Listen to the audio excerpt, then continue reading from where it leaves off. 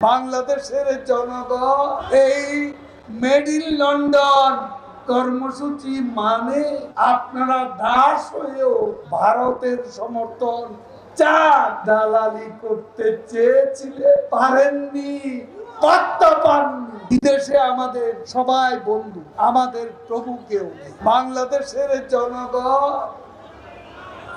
এই made in London কর্মসূচি মানে মানবে না।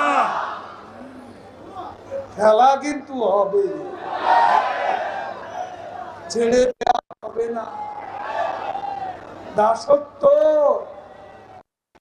ইজারা কাকে বলে ভুলে কি গেছে? প্রধানমন্ত্রী নরেন্দ্র মোদী প্রথমবার ক্ষমতায় আসার পরের দিন সকালে ভারতীয় হাই কমিশনের অফিস বন্ধ।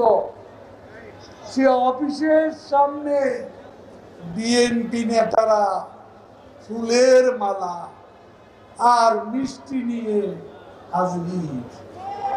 মনে আছে?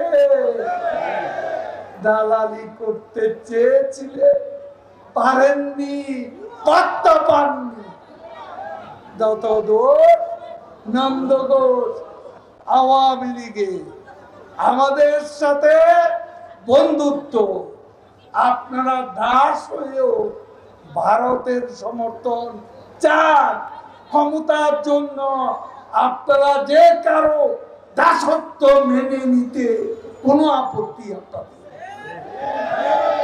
আমরা বন্ধু আছি, বন্ধু থাকবে।